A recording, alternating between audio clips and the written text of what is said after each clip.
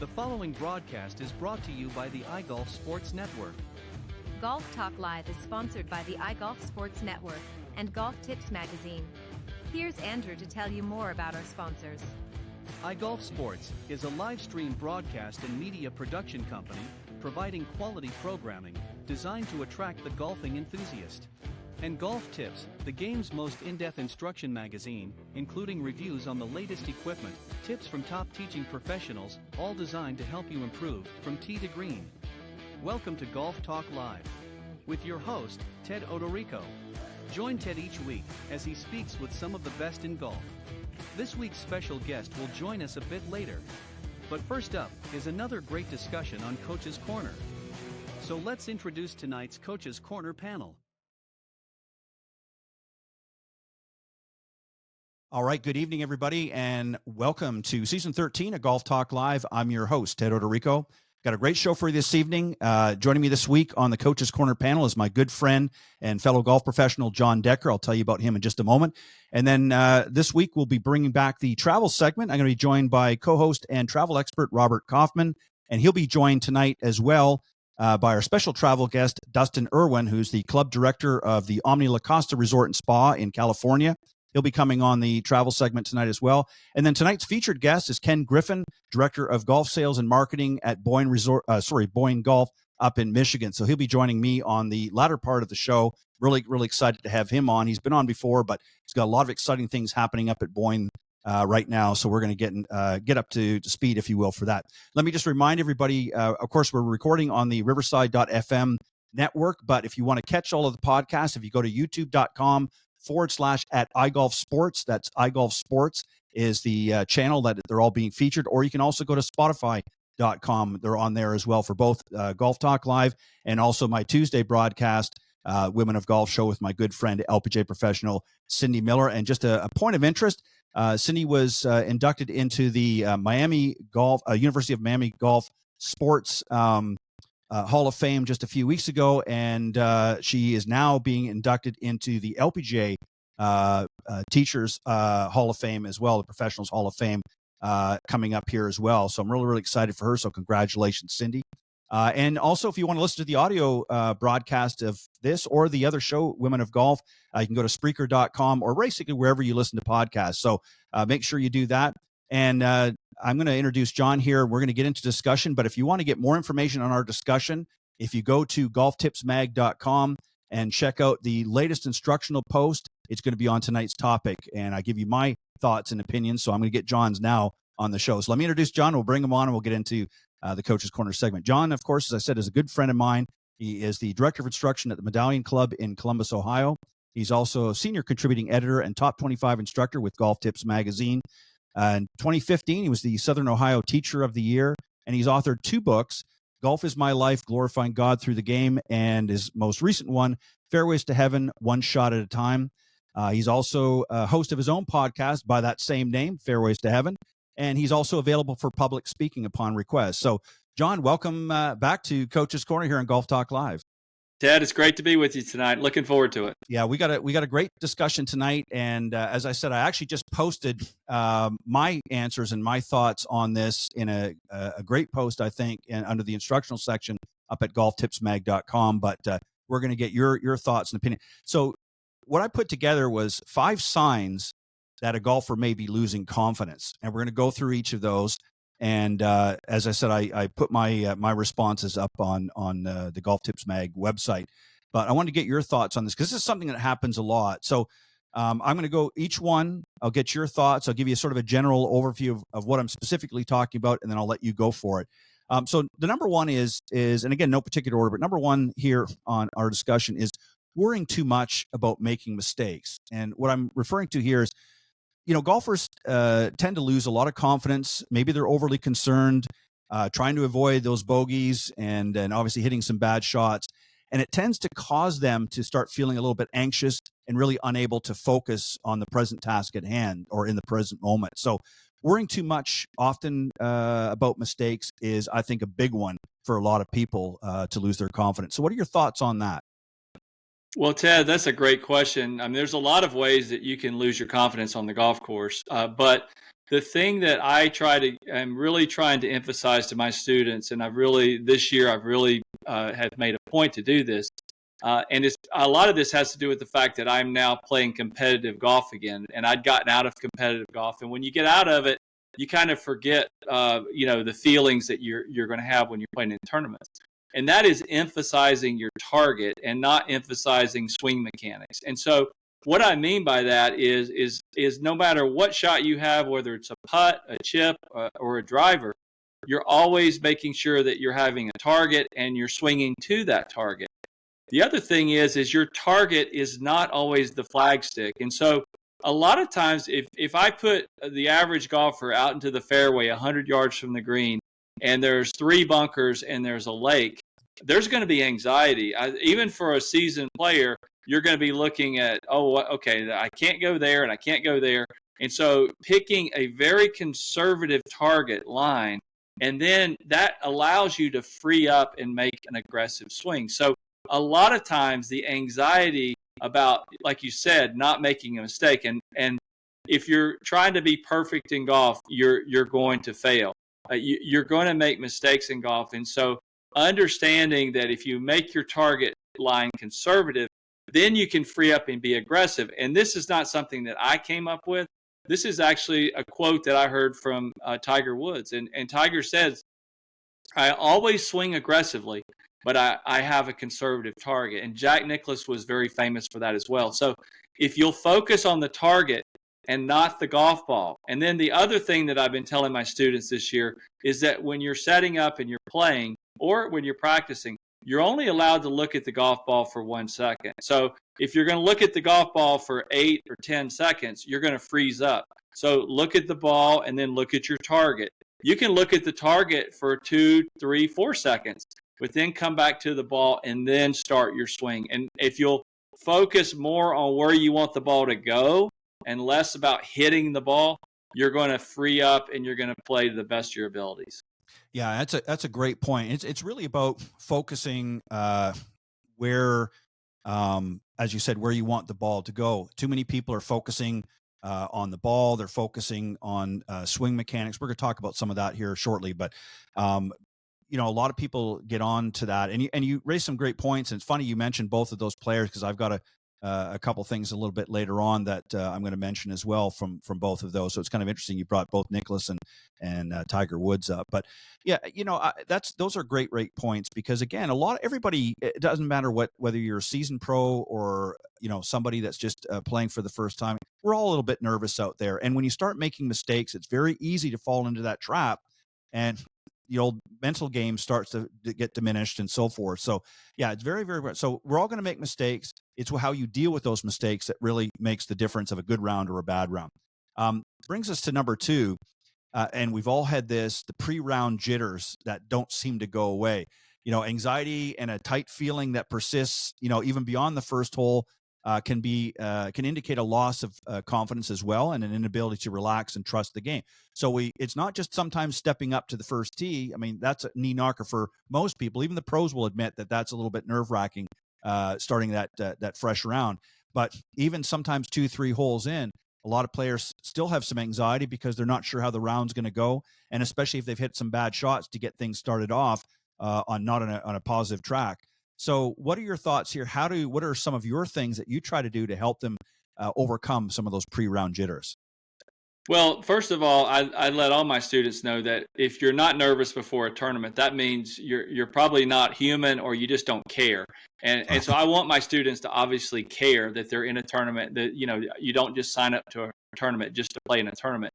So obviously it means something, and so it's normal. It's normal. Everyone's nervous. Even the people that look calm, cool, and collective, the inside, their stomach's churning and they're a little bit nervous. Okay, so that's normal. The second thing is this is not life or death. So if you go out and have a bad day, it's not like the whole world is going to think that you're a terrible player. Right. Because most golfers in tournaments, they don't care what you're shooting. They care what they're shooting. So just focus on your game and don't get worried about the other distractions of what other people are doing and what other people are going to think about you. But it's interesting that you brought this up, because I had a guest on my show this week. Her name is Maddie Schultz. She plays at Youngstown State university, and she actually just majored in psychology. And we were talking about this, and her coach actually works with them a lot on the mental aspects of the game. And one of the exercises that they try to do is when they're playing, and keep in mind, when you're playing in collegiate golf tournaments, a lot of times you're playing 36 holes in one day. That's a lot of golf. And so you can't be just razor focused for 36 holes. There's no one can humanly do that. So you have to know how to kind of turn your mind on and off. And so what she likes to do is she likes to like notice things in nature. I mean, we're all outside on a beautiful golf course, and this is supposed to be a leisure activity. There's nothing wrong with just looking off at nature or doing something, whether it's prayer, whether it's meditation, whether it's a conversation, lighthearted conversation with those that you're playing with. It's things that will distract you a little bit, and after you've hit your shots and you're maybe waiting on a group ahead of you, or you're walking down the fairways or riding in a golf cart with someone, conversation, things like that, to be loose. If you're trying to be just stoic and you're not going to have any way to get those nerves out, you're going to just explode inside. And so it's good to do those things. Lee Trevino, what he would do, he had a lot of nervous energy. He would just talk. And Phil Rogers told me a funny story. And actually, this is not from Phil. This is one of the famous quotes. Is right. I think it was in 1971. Nicklaus and Lee Trevino were paired together. And Nicklaus said to him before the round, he's like, Lee, I don't really want to talk today. I'm going to be focused on golf. And Lee said, don't worry. You don't have to talk. I'll do all the talking. You can just listen. And so I think that Lee Trevino is just a type person that he had to talk. That was the way he got rid of his energy. So we all have to have ways that we can get rid of that nervous energy. And I think if you can do that, it definitely helps you to relax. Yeah, and Lee must have had a lot of nervous energy because he talked a lot out there. But then I think after a while, as he became a more seasoned player, I think that was just his thing. Yeah. And he also discovered it was a way of throwing others off, because Nicklaus used to complain sometimes. I mean, not really hard, but he used to say that it was a distraction for him because he was a very mentally focused player. But I look at this as I said, even not just stepping up to the first tee, but even sometimes when you're trying to get a few holes under your belt. I think one of the other things too that causes a lot of sort of that nervousness and is a lack of preparation. And I'm always a firm believer. I think that if you prepare well, and that means when you're hitting the practice range, you want to go there with a sense of purpose. And maybe some of the things that you might want to do, and we've talked about this before as well, is you might want to go out and visualize. If you're maybe playing on the weekend and it's Wednesday and you're thinking, okay, I've got a couple of days here, I'm going to go out to the range and I'm going to visualize the holes that I'm going to be playing. And, you don't have to do them all, but maybe you pick the first 3 or 4 and you say, okay, I'm going to pretend I'm playing those holes. I'm going to visualize it out in the range, and I'm going to pick the clubs that I'm going to use on each of those holes. And I'm going to mimic, obviously I can't putt, but I can mimic the longer shots, and then I can go to the practice putting green after and work on some of the putts, make some imagine maybe this one was a 20-foot putt, maybe this one was a 10-foot putt, and practice those things as well. And give yourself a sense of accomplishment, because what that does is it builds confidence. Same thing with the warm-up routine. It's not going to be as long, but if you're going there and you show up 30 minutes early, again, practice what you're going to be playing. Pretend that you're playing some of those holes. And certainly you want to loosen up and things, and you definitely want to be stretching and loosening up those tense muscles. That's going to help as well. But I think if you have a sense of purpose, if you practice with purpose when you go to the range, whether it's for a full practice session, either on your own or with your coach, or you're just warming up before a round, if you visualize what it is that you're doing, as you said earlier, focusing on the target as opposed to worrying about swing mechanics, there's a time and place to do that, but not when you're getting ready to play in a tournament or you're getting ready to play golf, in a couple of days or even maybe later that day. So let's focus on making some good strokes and making some good shots here, but put it in perspective as to what you're going to be faced with out in the golf course. There's no sense in hitting shots that you're not going to be faced with. They're not all going to be perfect lies. You're going to have some bad lies too, and you got to work on those. But great answer, John, and you hit a lot of excellent points as well. The other one is losing confidence after a single bad shot. This is a big one because, obviously we can have a bad hole and certainly even a bad round, but sometimes even just one shot can be enough to derail. So if a single bad shot or score quickly erodes some of that confidence and starts to lead to a frustration, then it starts to suggest a struggle with maintaining a positive mindset. So this starts to creep in. You know, we've seen that. Oh, I hit that bad shot. I have a specific method that I like to do to help golfers, but I want to hear what your thoughts are. So you hit a bad shot. What do you do from here on? This is a great. I mean, I literally wrote a whole book about this. You know, Right. fairways to heaven, one shot at a time. I wanted to show how golf is one shot at a time, and you live your life one day at a time and one moment at a time. I went to Orlando during the PGA show and took a lesson with my old teacher, Fred Griffin. And it was a rainy day. Unfortunately, we were able to get the lesson in, but we were sitting there at lunch talking. And I was talking to him about the struggles, because I was trying to play competitively again, and the struggles I was having in quieting my mind and dealing with poor shots. And he told me that what he has all of his students do is when they hit a shot, whether it doesn't matter whether they hit the best shot or they hit the worst shot of the day.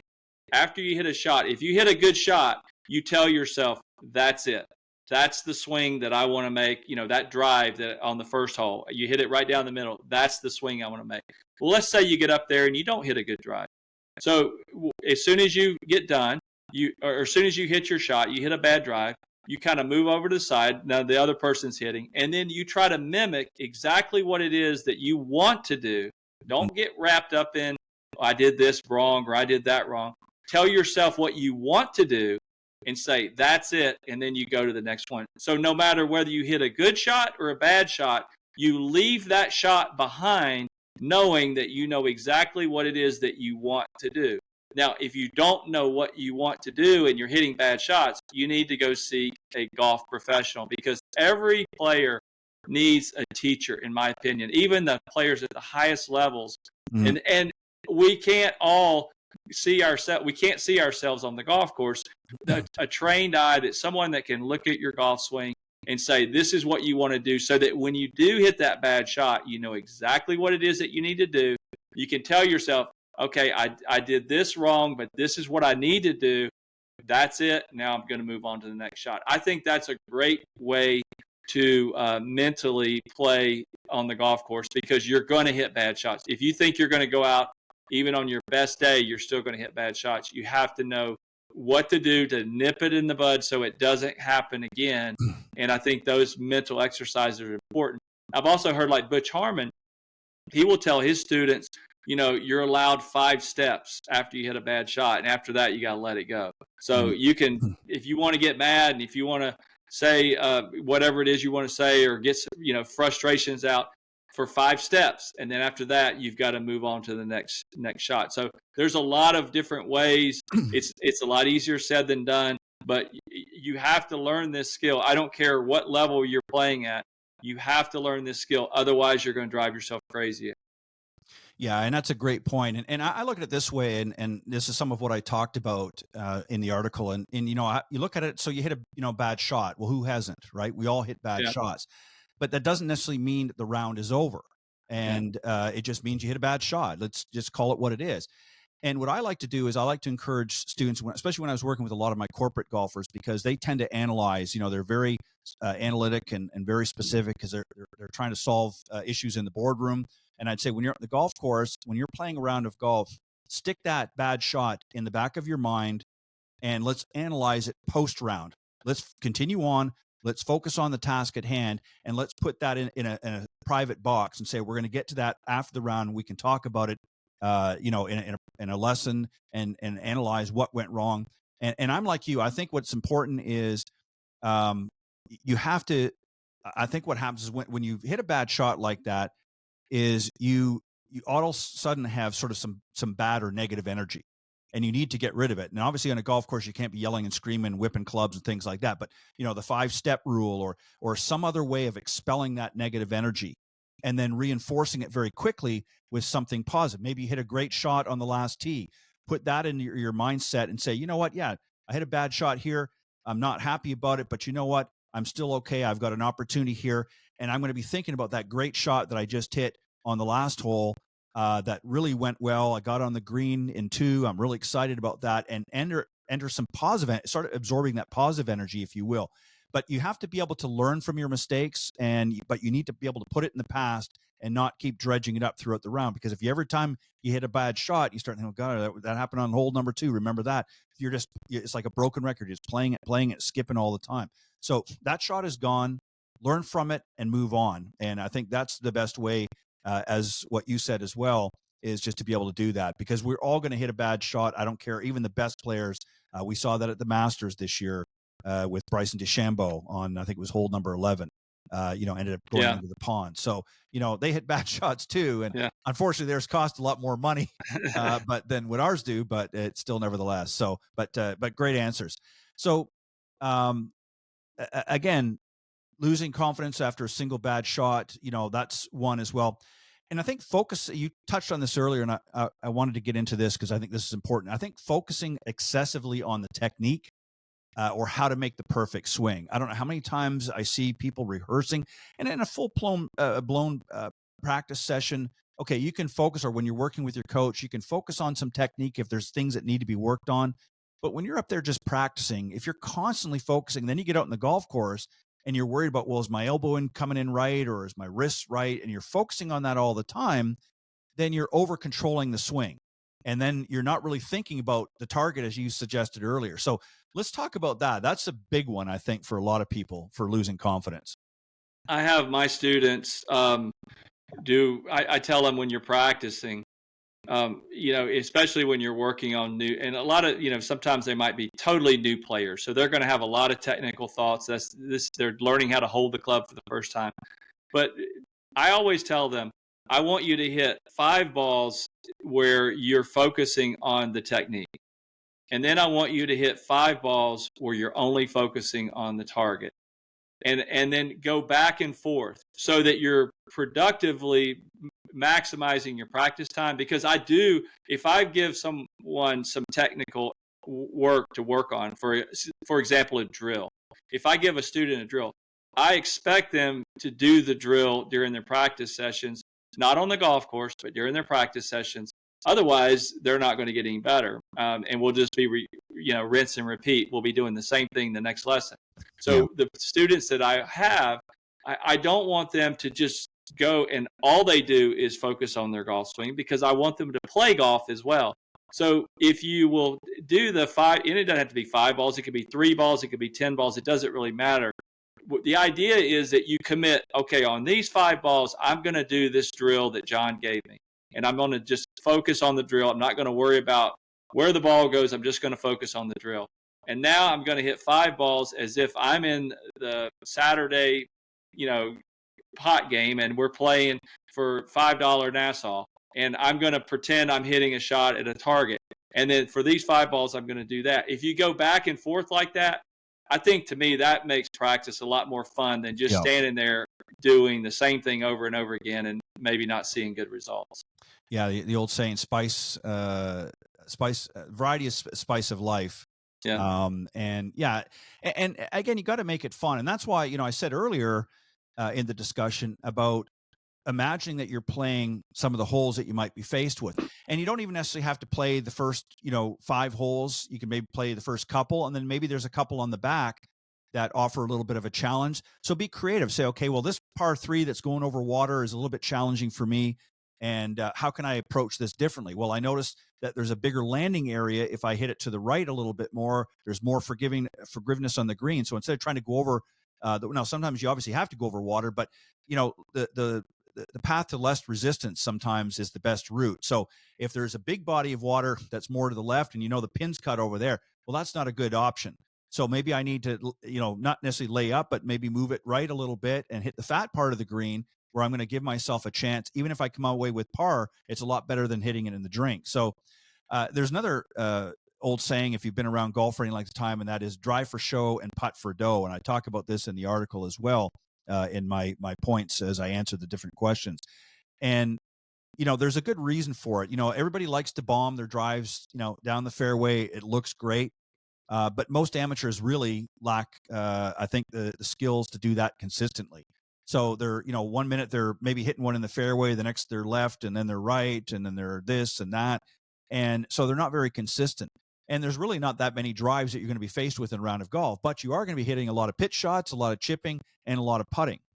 And so I like to say to, work on the short game, get more proficient on the short game. So if you hit a bad drive, you can recover. That's what Tiger did. I mean, when Tiger first came out on tour, yeah, he get a long way, but he was sometimes in the next fairway or sometimes in the rough, but he had incredible recovery and hit some amazing shots. I still remember one he hit in the Buick Open that he was in the rough and had some trees, and he ended up this big old slice and, was 10 feet from the hole.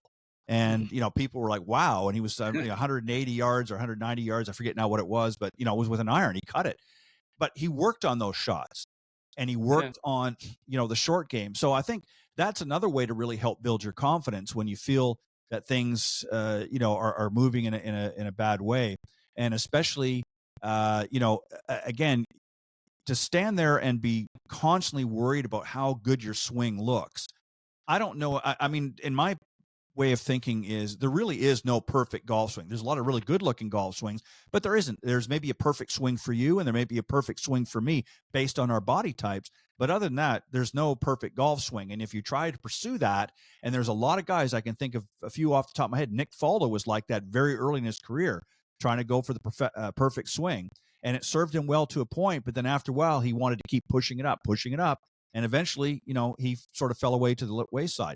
Another one was, trying to think. Well, you could put Tiger in that category. Yeah, Tiger was jumping around for all these coaches, and I kept thinking, why? You're the number one player in the world. Why do you need to keep changing your coaches? I never understood that. I think he was so talented and so good that he chased perfection, and I think it was a little bit of a detriment. Who knows? I think he could have passed Jack's record because he had a lot of. When you start changing your golf swing at that level, you don't just do that in a couple of lessons. That's a huge commitment. So I was shocked by that. I mean, but he won 15 majors. Yeah, I didn't understand it. But. No, I didn't understand that either. And I think though sometimes, and again, we're not in their heads, but I remember, Nicholas tried to change. He hit that fade famously for years, and somebody that he decided to change things up. He was looking for a little more distance again. He tried to start drawing the ball.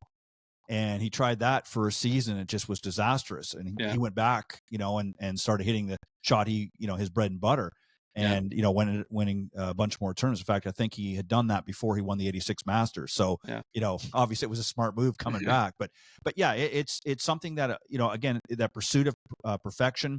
Luke Donald comes to mind. Another one. I mean, he's got a great looking swing. But when you look at it and you peel back the layers of the onion, how many tournaments has he won compared to many others? Look at Lee Trevino, as you mentioned earlier. His wonky looking swing. I mean, come on, let's be honest. Luke Donald played well today. He's good. I'm glad. Yeah, all right. Well, there you go. But not saying it failed him, but he wanted to be a really good ball striker, and he certainly accomplished that. But for a long time, he struggled putting those shots together and winning tournaments. And you haven't heard him in the leaderboard for a long time, so I'm glad to hear that's positive. So maybe talking about him is going to help him propel in the next round. So, but the last point here is getting easily frustrated or playing cautiously. And so frustration when not playing to expectations or a tendency to protect a score when things are going well can suggest a lack of confidence and a fear of losing. So this is a big one as well. Give me your thoughts, and then I'll conclude with my thoughts as well.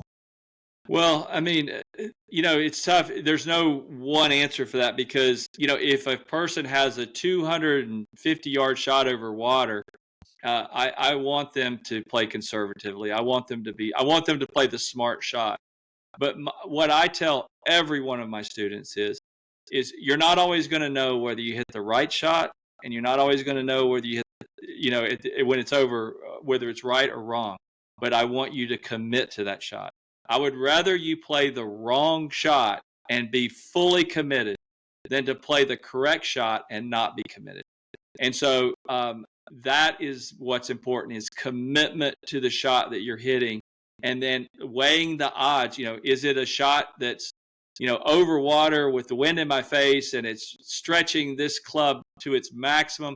no, that's not the time to hit that shot. That's where I would rather you lay back to a yardage and knock it, be smart, or play around the trouble and try to, play to a bailout area. So I think the commitment part is important, because I've done this where I stand over a shot and I'm not committed. And so there's been, a great way to do this is, and I'm not positive, I can't remember if it's a half a shot or a quarter shot, but they've done research on this. And every time you hit a shot on the golf course, you just ask, I don't care if you hit it right down the middle or if you hit it in the trees, you ask yourself, was I committed to that shot? And if you were committed to the shot, that's good. If you were not committed to the shot, you put a little check on your scorecard. And at the end of the day, each one of those checks is worth either a quarter or a half of a shot. And if you look down and go, oh my gosh, I've got 12 checks, my goodness, you're talking 3, 4, 5 shots that you're costing yourself, not because your swing wasn't right, because you weren't committed. And if you're not committed, your brain just doesn't work that way. Your brain, it is very specific. Like, I tell myself I'm going to do something, my brain will tell my body to do it. But if I'm telling myself, my body, if I'm holding a 5-iron in my hand and I'm hitting a shot that I know I'm not capable of hitting, there's going to be the marriage between my mind and body is not going to be there. So I think commitment in the mind of what you're trying to do first, you make that decision first of what you're going to do. And then you have to tell your body, this is the swing that we're going to make to hit this shot. And then you have to have that marriage of the commitment and the swing. But if you don't have that marriage, it's not going to work. You've got to have the commitment first, and then feel the swing, and then do it. And then you have to accept. You can do all of those things and then make a bad swing like you talked about earlier, and you accept it. And I don't have a problem if I say to myself, I committed to the shot, I hit the shot that I wanted to, I tried to hit the shot I wanted to hit, and I made a bad swing. I just chalk that up as a bad swing. I don't give myself an X because I did commit. And that to me is the most important thing that great players have the ability to do, is stay in the moment and commit to the shot they're hitting, and then just accept whatever happens and go with it. Yeah, well said. And I look at it this way too, Jon, is, at some point when when you've become a confident player, you can lose it just as easily, as it comes. And a lot of times players will bring emotions. They can often get the best of us. We get frustrated, anxiety builds. And one of the mistakes that I've seen with a lot of, pretty good players is when they've, had a bad shot, bad hole, bad round, whatever, is they start to change the way they play. And what I mean by that is a player who maybe typically, likes to fire, is a little bit more aggressive, likes to fire at the pins a lot, and that's, for them to decide what's good or bad for them. All of a sudden, because they've had a few bad holes, gets a little squeamish. So they start pulling back and they get too conservative. Now, I'm not saying, you shouldn't, as you pointed out, be a little bit more conservative, but there's a time and a place. But if you're somebody that typically plays a more aggressive game and you all of a sudden start pulling back the reins too much, then you get out of your own natural rhythm, and then you start to struggle and other things start to fall apart. And conversely, the same thing happens that, somebody that maybe tends to be a more conservative player starts having a bad round. All of a sudden they're thinking, oh boy, I've lost a few strokes here. Now I've got to start playing more aggressively in order to catch up and to get those strokes back. Now all of a sudden they're firing at or hitting shots that they're normally not equipped to handle, hitting over that water or hitting around, trees a little bit more aggressively or whatever the case is. Now all of a sudden they're out of their rhythm as well. So I'm a firm believer is you have to stick to your game, play your game, and don't try to change who you are. You can certainly adjust and adapt within reason, but you can't sort of do a 180. So again, if you're a more aggressive type player, it's okay. It's a bad hole. It's a bad, couple of shots, what have you. You got to stick to your game plan. However you come into that tournament or however you come into that game, you got to stick with it. And if you start making drastic changes like that, then you're going to, get in a situation where now you're not playing your game anymore. You're playing to your fears and your anxieties. And, you never saw Nicklaus change his game mid-round, as an example. When things weren't going his way, not likely it happened. And so really, why should you? And, sometimes you just need to stay the course and play the way you always have. And I think a lot of times making drastic changes like that can turn something small typically into something worse. And I just want to add in conclusion to that, because I mentioned about Tiger as well. Tiger Woods often said, and I used to laugh when I would hear him say it, and a lot of people, he'd say in his interviews, I didn't play my A game today, but I'm happy with the results. I'm paraphrasing, and you sometimes would word it differently.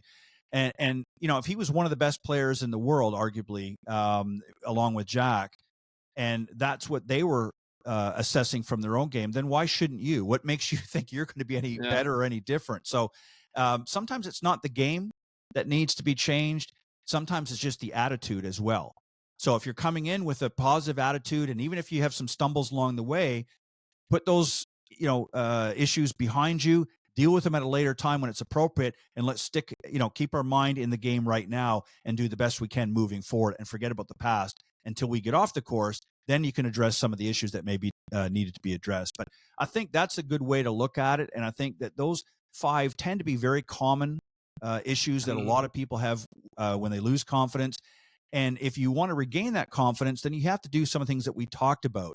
Because, and again, it's a journey. It took you a while to build that confidence up, and all of a sudden you lost it, maybe in a few rounds or a few holes. You can't just snap your fingers and it's back. Sometimes it takes a little bit of extra work, whether it's practicing with a purpose, whether it's, not over analyzing your swing and just focusing on the target more. There's a lot of different things that we talked about, but it's very easy to regain your confidence if you're willing to put a little effort into it. And I think that's really what most people need to do. Well said. What are your final thoughts on that? I think, I think it's pretty straightforward, don't you? Yes, I liked what you said about having a plan before you go out there. When I was playing a lot of competitive golf, I would, in my mind, the day before, the night before the tournament, I would just visualize how I wanted to play every single hole. This is what I'm going to use a driver here. I'm going to use a 3-wood here. I'm going to use a hybrid here, whatever. And I'm going to try to, I could see my target. I had an idea. Usually you have an idea where the pins are going to be. Tournament pins are going to be usually a little different than regular pins. And so you visualize that. And then when you go out and play, obviously things don't go always exactly the way you want them to go. Then you have to have the ability to make choices and adapt at times. Right. Maybe the weather's a lot different than you expected, or maybe you're hitting the ball not as well. Maybe you're hitting a shot that you don't normally hit, and you have to have the ability to play with what you have at that moment and get through the round, and rely on your short game if that's the case. If you're clicking, then you can just stick to the plan and you don't vary. And you also, when you're playing well, you don't want to start changing your plan. Like if your plan going into the tournament was, I'm going to play that par 5 as a 3-shot hole because I really can't get there. And let's say you're really playing well. Don't say, you know what, I'm going to go ahead and try to play this as a 2-shot hole today. Yeah. I don't think that's smart, because that wasn't in your plan to begin with. And you need to stick with the plan, because Zach Johnson won a green jacket and he never went for 1 par 5 in 4 days. Yeah. So if your plan was to play it as a 3-shot hole, stick to your plan. And I think that's important. Yeah. If you vary, that's kind of what I was getting to earlier as well. If you start to vary things too much, then you get out of sync and you get out of your plan. And we see it a lot where players are leading a tournament, and then all of a sudden they get faced with a situation. They decide, I'm going to go for it now, instead of maybe laying up, which I was in my game plan. Now all of a sudden, if they don't get the shot off the way they want it, now all of a sudden they're scrambling and it throws them off their game. And then the next hole comes along, they're doing the same thing. And we've seen a lot of players lose the lead that way on Sunday. So it's not a smart way to go into a golf tournament. You go in with the game plan, you either win or you lose, and it's a hit or miss in that situation. And to start messing around with things like that. But great discussion. And again, as I mentioned, this topic was something that I put together in a great post up on golftipsmag.com. So if you want to go and see that, go to golftipsmag.com, and under instruction, you'll see that there right on the front page. And you can't miss it. It's got a golfer looking into the sunset, and there's an explanation for that as well in the lead up into the story. But go and check it out at golftipsmag.com. Jon, as always, thank you very much for coming on and doing Coach's Corner. And I'm going to give you a moment or two, if you want, just to let the folks know if they want to reach out to you and how they can listen to your podcast as well. Well, Ted, first of all, as always, thank you for having me on. Thank you for this platform. This new video part is really taking it to another level. And congratulations on all the success with the magazine. And, now with the video format and the website, everything's going really well. So I'm really happy for you. For the listeners out there, if you want to reach me, the best way is to go to my website, deckergolf.com. All of my content information is on there. I have videos on full swing, putting, chipping, pitching, bunker, all aspects of the game. They're all housed under the umbrella where you're going to get a consistent message. I also have information on there about my 2 books that I've written. I'm a Christian author, so my first book was Golf is My Life, Glorifying God Through the Game. And the second book is Fairways to Heaven, One Shot at a Time. So those books are on there as well. I have a Bible study as well. I have 16 churches that have participated in that. And I'm really excited about the Bible study. That information is on the website as well. And then I have a new show. It's called Fairways to Heaven. And it's on Bold Brave TV. So it's a simulcast. So it is on television, but it's also on YouTube. If you go to my YouTube channel, which is Jon Decker Golf Instruction, or you can find it on deckergolf.com as well. All of my shows are housed there as well. So I'm going to have you again, Ted. You've been on as a guest a couple of times, and you're going to be coming up again. So I'm really excited to have you on, and thank you again for all your support with this new venture. And your job is a lot more difficult than my job. Hosting the show is a lot more difficult than being the guest, because there's a lot of prep work, and you do a great job. You make it look a lot easier than I do. Well, you know what? I've been doing this a long time, and as I said to you many times in the past, I'm never afraid of competition. I think it's great. I think the more that do that, but it is a lot of work. And I always, when people ask me and say, I've thought about doing this, and I always ask them a few questions, and I did that to you, and obviously you answered them well, and you've answered the call, and I'm excited to be on your show. I think I'm going to be on next Wednesday, I believe, for the 21st. So I'm looking forward to that. And we had a good time the first 2 times I was on, and I'm glad to be, and welcome to come back anytime and offer whatever words of wisdom I can to your audience. But congratulations on all your success as well in both books. And I'm excited for that as well. But Jon, thank you. And I will talk to you on Wednesday. All right, Ted. Have a great day. You too. Stay with me, and we'll be right back. I'm going to take a quick commercial break. And when I come back, we'll be starting our travel segment for the evening. My good friend, Robert Kaufman, will be joining us, as well as our special travel guest for the evening. So be right back. Improve your putting with the Alignment Ball Marker, a revolutionary new in-game putting alignment tool and ball marker.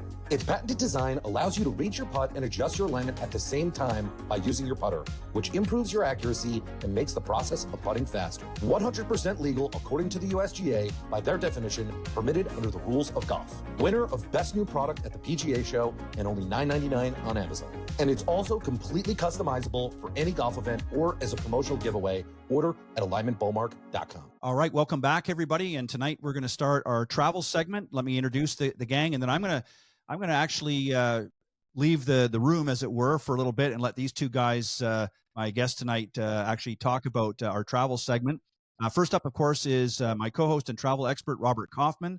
He's an award-winning photographer and golf travel writer, golf media consultant. He's worked with a number of great publications such as Troon Golf and Travel Magazine, PGA Magazine, of course, Golf Tips Magazine, along with a host of others. And if you want to see more of his great work, you can visit his website, pictureperfect.com. And I'll tell you a little bit more about that a little bit later on. Our special travel guest tonight is Dustin Irwin. He is the club director for Omni La Costa Resort and Spa. And he was born and raised in Wisconsin. His first job, of course, in golf was as a caddy at age 13 at Pine Hills Country Club. He attended Ferris State University and majored in marketing and professional golf management. He's been a PGA Class A member since 2003, and after graduating, he worked for about 10 years for the Ritz-Carlton Marriott Golf at properties in Jamaica, Jupiter, Orlando, Grand Cayman, Atlanta, and Tucson. And he was 3 years in Maui working at Kapalua in sales and marketing for Troon Golf.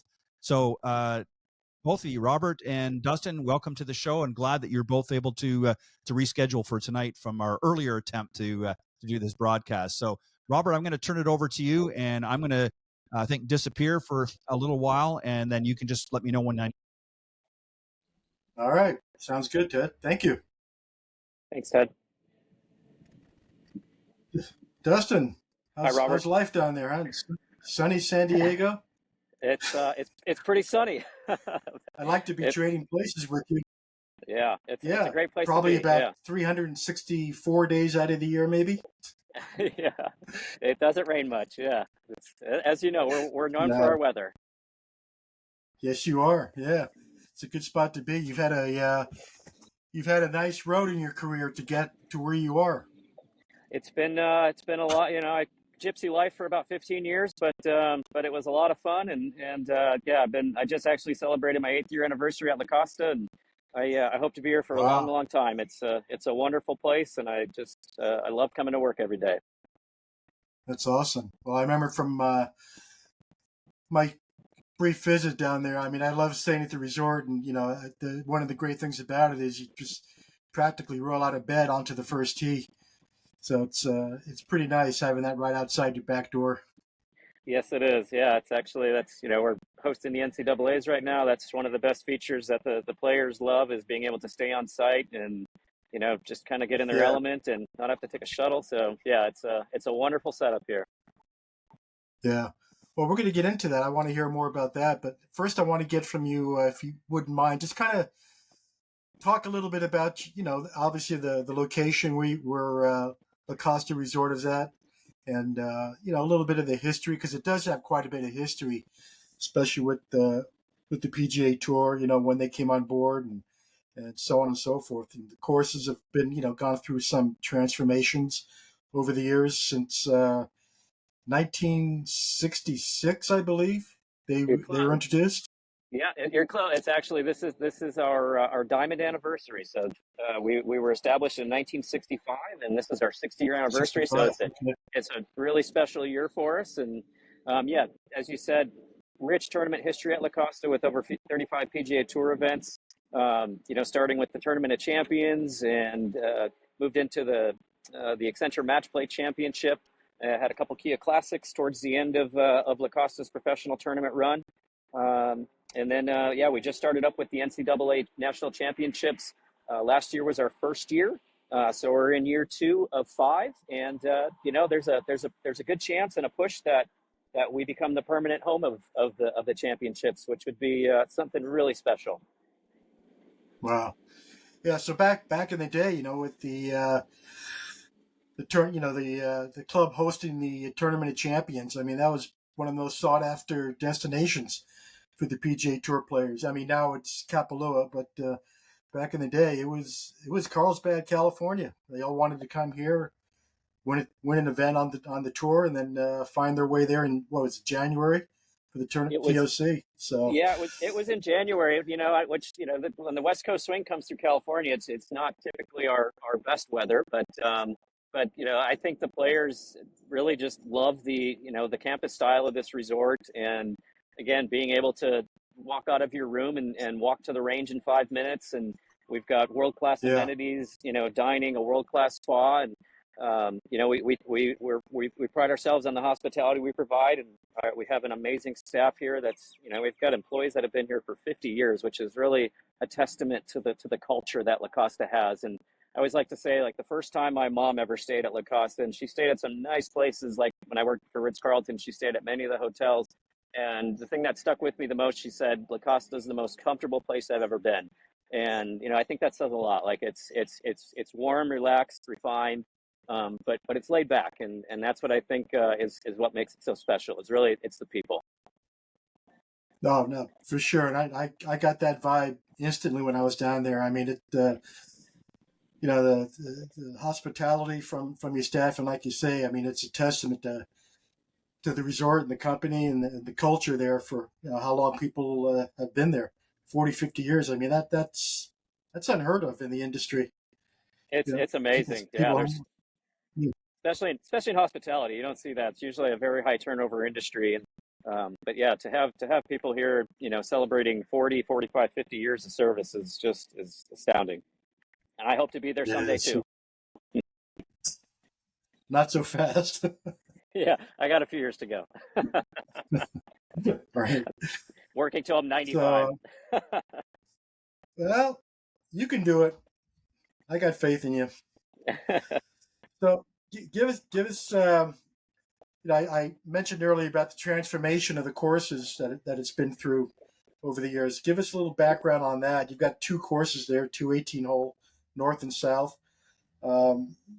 If you can, take us back to the beginning. I know you weren't there, but certainly they were much different courses back then than what they are now. Oh yeah, absolutely. So the original designs, it was a Dick Wilson and Joe Lee collaboration. And the original 18, was built in 1965, and then throughout the years, two more 9s were added on. And we had the North and the South course for a very long time, really through that PGA Tour and LPGA Tour history. We had some renovations done in 2011 and 2013 where the golf courses were changed to, the South course was changed to the Legends course, North course was changed to Champions. And those renovations were done by Peyton Pascuzzo. And then this whole concept of the NCAA, really kind of started in, I want to say like 2016 when Coach Fields from University of Texas and Jeff Shackelford were at the, I believe it was the Walker Cup at Los Angeles Country Club. And they just kind of started kicking the idea around of having, the championship at a neutral site and at a place in Southern California that, would allow for primetime television viewing and really predictable weather. And Coach Fields knows our ownership well. They're a University of Texas alum. He pitched the idea, and that's really kind of where it started. Fast forward a few years, we announced the renovation and won the bid for the NCAA championships. We announced that in November of 2019. Obviously, the world kind of turned on its head shortly thereafter in 2020. And so we initially were going to start hosting the NCAA tournament in 2023, but due to COVID, everything was pushed back a year. Our ownership selected Gil Hands to do the renovation of the North course, and he did just an amazing job. The golf course is it's spectacular. And for people that have played it, before the renovation and post, I mean, the one word is wow. It's just, and I've probably toured the golf course 750 times, and I love every hole was changed, and I just love what he did. I mean, he took out a lot of bunkers around the green side, so he added a lot of low-mo areas, which is great for the higher handicap. So it's obviously a golf course that's very stout. It's one of the most challenging courses in Southern California, but at the same time, with 6 sets of tees on the North course, the yardage ranges from 4,500 to 7,500 yards. And with removing about 45 of 90 greenside bunkers, you have a lot more options to play around the greens. Like I use a putter quite a bit.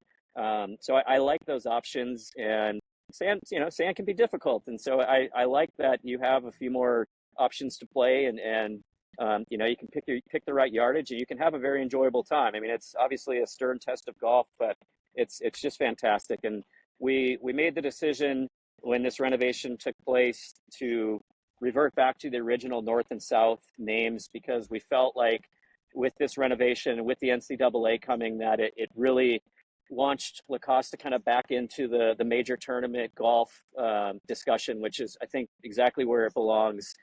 So it's been, I kind of have to pinch myself, because I'm so fortunate to be here and to witness this transformation.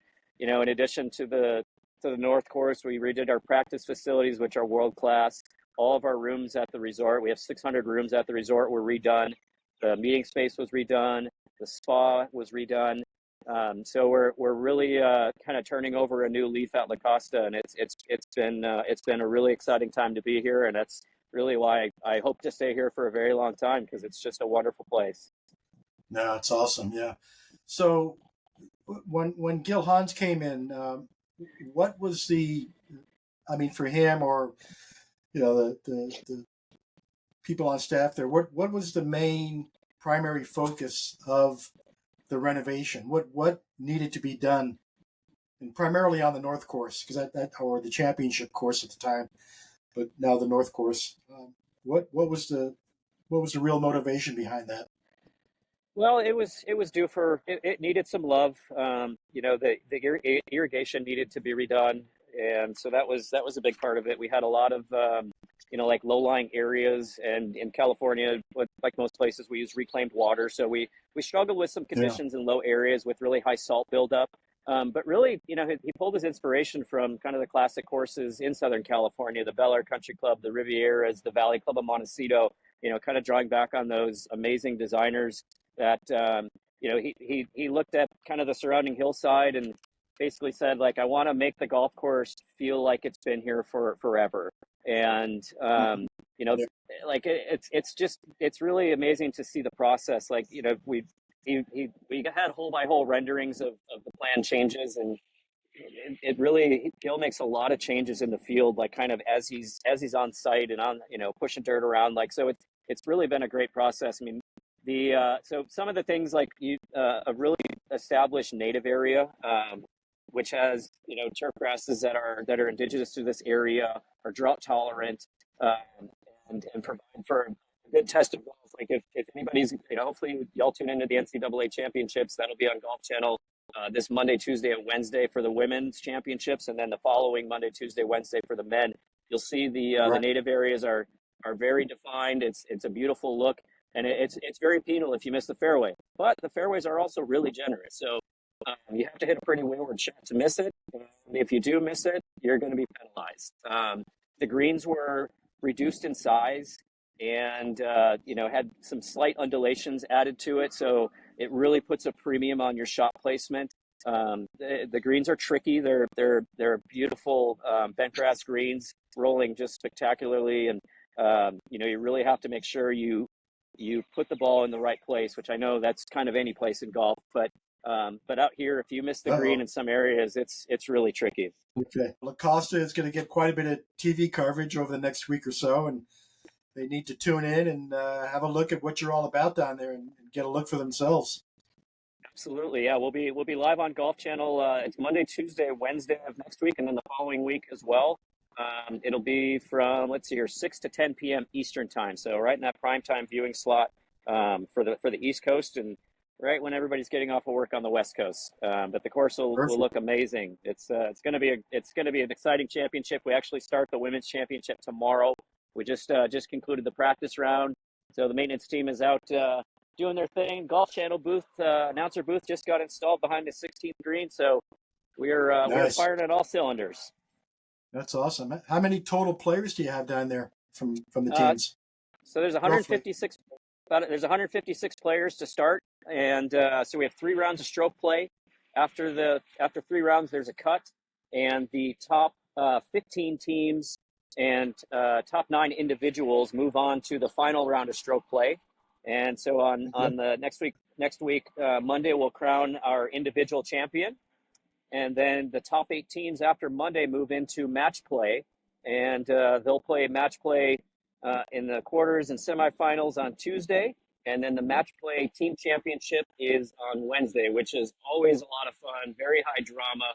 And last year, the Stanford women went ahead and got the W, and the Auburn Tigers for the men won. So I think they were both the top-ranked teams, so I think the golf course did exactly what we wanted it to do, which is identify the best players, and that certainly happened. And I'm excited for year 2. It's a really fun event. It is a very long event, but it's a lot of fun, and it's just the energy at this property is just incredible, and it's really enjoyable interacting with the athletes, and we're just excited to have another great championship. Right. Now, real quickly, for anyone that's living down in Southern California or in your area, what's the entry? Is there a fee to come down and watch, or just how does that work? What's the fan experience? So the tickets are really affordable. It's $8 for a single day pass for the women, $10 for a single day pass for the men. You can do multi-day passes where you get like a $2 a day discount. So it's really approachable. Free parking when it's off site. We do park spectators on site for the match play days because the crowds are a little bit slower, but really approachable. It's a great experience. this year trying something different from the spectator experience. We took the rope and stake down so the spectators can actually walk on the fairways with the players, which is something that's very unique. So be able to get up close and personal with the players. Obviously, you got to give them space.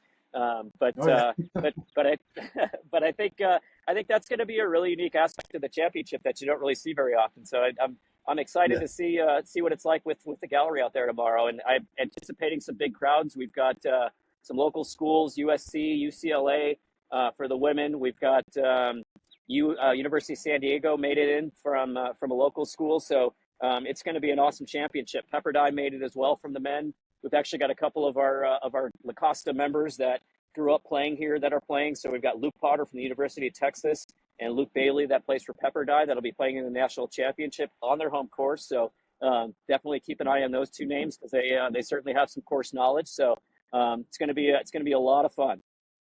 Awesome. Well, good. I'm going to tune in for sure, and can't wait to see who's on the winner's circle when we come to the end of this thing. So I'm going to bring Ted back in. And, he's here. He's back. Ted's lurking in the background. I'm lurking in the background. Well, I want to thank you, Dustin, for coming on. And obviously, we had a little bit of a glitch there partway through, but I think we got a lot of the important stuff out. But I want to thank you for coming on, and we'll definitely have you back again. But you've got a lot going on there, and as Robert said, you're probably trying to sneak a few holes in before the sun sets. So we'll let you go and enjoy that. But Dustin Irwin, the club director of the Omni La Costa Resort and Spa, getting ready for some great golf this weekend to watch some of the NCAA. So excited for that. And thank you always, Robert, for doing a great job.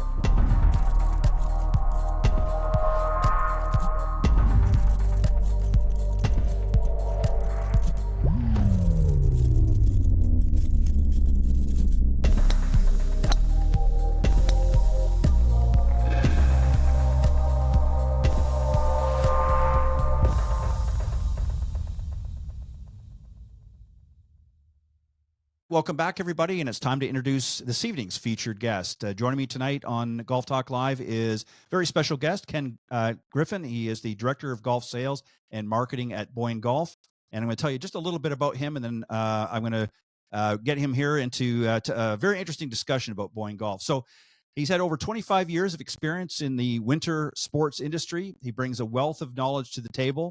And after joining Boyne back in 2008, he progressed through the ranks and now focuses on growing the team's golf opportunities year-round, expanding their efforts beyond the strong regional brand that they have enjoyed with the goal of establishing Boyne Golf at a national level, which I think they've done very well. We'll hear more about that.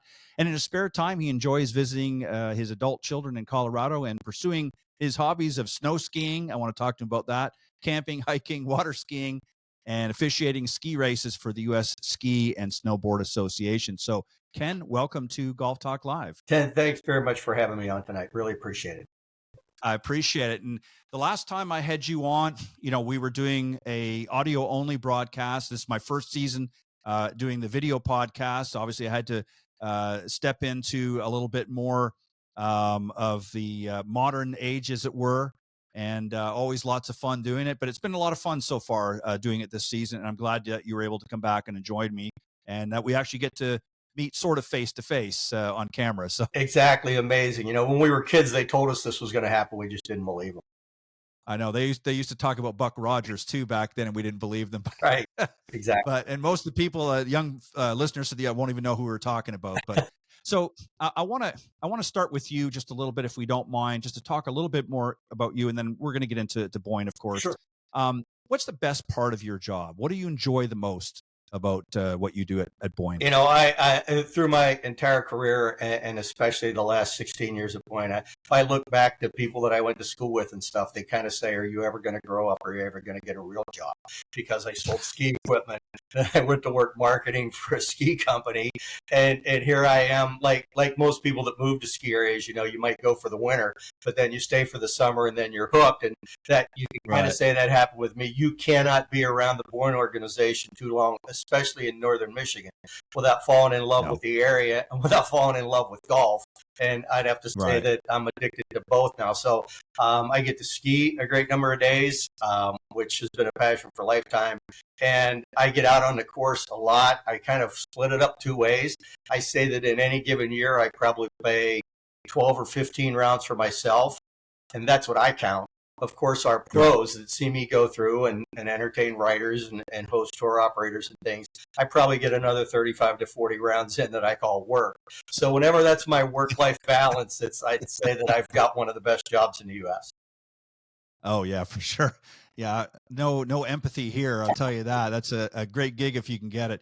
You know, that's what's fun. And this is what I enjoy about being in the industry as well. I've been a teaching professional now for over 32 years.